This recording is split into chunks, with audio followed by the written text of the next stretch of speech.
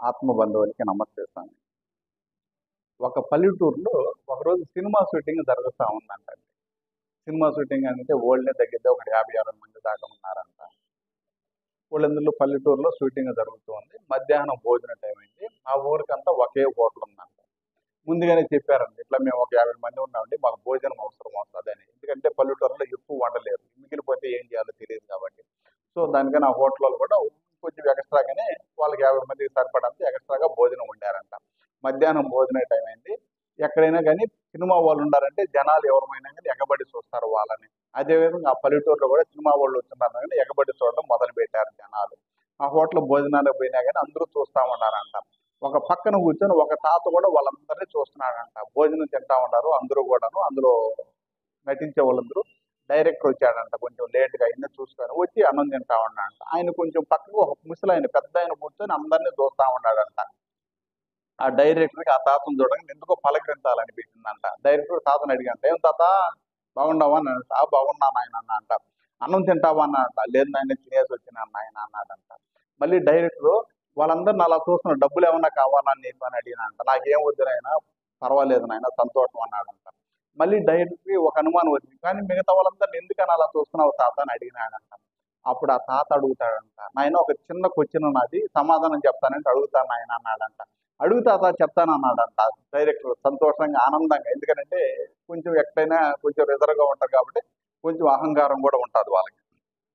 తాత అడిగాడంట, "నాయన మీరు ఇంత లక్షలు ఖర్చు పెట్టి సినిమా తీస్తున్నారు కదా! దేనికోసం తీస్తున్నారని అడిగానంట. జనాలను ఆనందపరిచేటందుకు, జనాలు సంతోషంగా ఉండేటందుకు వాళ్ళకి ఎంటర్‌టైన్‌మెంట్ కదా తాత అందుకని చేస్తున్నామన్నారంట. అబ్బా! చాలా సంతోషం నాయన. ఒకవేళ మీ సినిమా రిలీజ్ కాకముందు ఎవరన్నా పైరసీ తీసి దొంగతనంగా సినిమా క్యాసెట్లు తీశారనుకో ఏం చేస్తాననంట. వాళ్ళ మీద కేసు పెడతాం, జైల్లో ఏస్తాం, జరిమానా కూడా చేపిస్తాం తాత వాళ్ళ కాడ అని చెప్పి గర్వంగా చెప్పాడంట. చాలా సంతోషం నాయన. అదే విధంగా మేము కష్టపడి ఎంతో కష్టపడిందే పంట పండదు. అంత కష్టపడి పండించిన పంటని మీ వోళ్ళు చూడు సగం సగం తిని మిగతాదంతా వదిలేసి ఆ ప్లేట్‌లలో నీళ్లు పోసేస్తున్నారు కదా నాయన. అందుకనే నాకు బాధ కలిగి అలా చూస్తున్నాను నాయన అన్నాడంట. డైరెక్టర్ వాళ్ళందరూ చూసి అవును పడేస్తే నీదేం పోయింది తాత. మా నిర్మాత వస్తాడు డబ్బులన్నిటికీ కడతాడు కదా అన్నాడంట. మీరు కడతారు నాయన. కానీ ఆ అన్నం మిగిలితే ఇంకొకరి కడుపు నింపుతుంది కదా నాయన.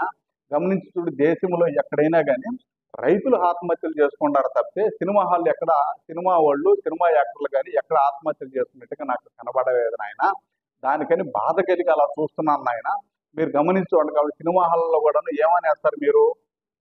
మద్యపానము ఆరోగ్యానికి హానికరం అనేస్తారు. ధూమపానము ఆరోగ్యానికి హానికరం వేస్తారే తప్ప ఆహారము వేస్ట్ చేయబాకండి. అట్లా వేస్ట్ చేసిన దాని వల్ల ఇబ్బంది పడతారు. ఆహారము మీకెంత కావాలో అంత తిని పొదుపు చేసి ఇంకొకరి కడుపు నిడతాదని ఏ సినిమా హాల్‌లోనే చేస్తున్నారు నాయన మీరు.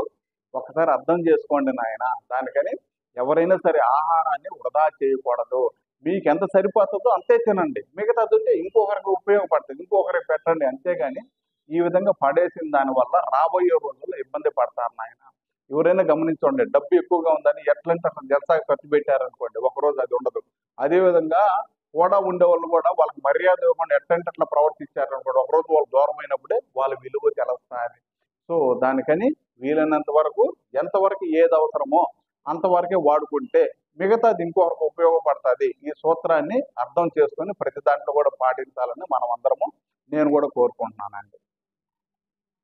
సర్వే జన సుఖినో భవంతు.